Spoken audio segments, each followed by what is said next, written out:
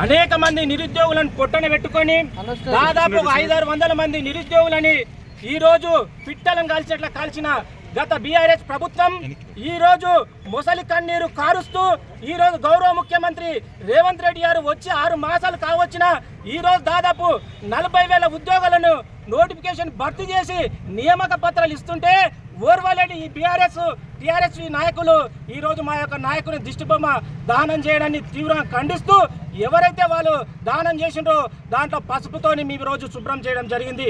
ఖబర్దార్ టీఆర్ఎస్ నాయకున్నారా, 7.5 ఏళ్ళు ఇదే ఆర్ట్స్ కాలేజ్ గడ్డ మీద అనేక పోరాటాలు చేస్తుంటే కేసీఆర్ సంకనాకిన మీరు ఏ రోజు ఇట్లా మాట్లాడిన వాళ్ళు ఈ రోజు మేము ఈ ప్రజాపాలనలో 6 మాసాల్లోనే దాదాపు 40,000 ఉద్యోగాలను ఈ రోజు పట్టాలు ఇస్తుంటే ఓర్చుకోలేని ఈ దౌర్భాగ్య స్థితిని ఖచ్చితంగా నిరుద్యోగులు ఆలోచన చేయలే. ఈ రోజు పట్టుమని 6 మాసాలు ఇట్లా కాలే ప్రభుత్వానికి అయిన అనేక సమస్యలు ఉన్నాయి.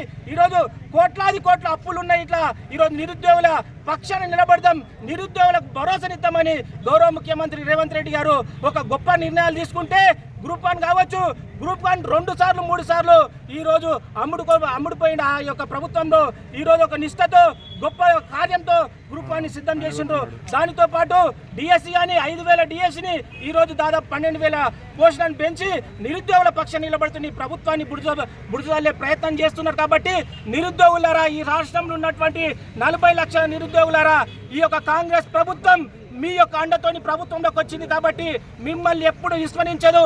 ఈ యొక్క కళ్ళబొల్లి మాటలకు ఎప్పుడు ఇట్లా మీరు విశ్వసించొద్దు.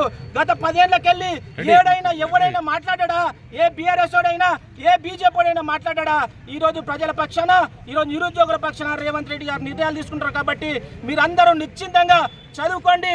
ఈ రోజు భవిష్యత్తులో గొప్పగా తెలంగాణను పునర్నిర్మించుకుందాం.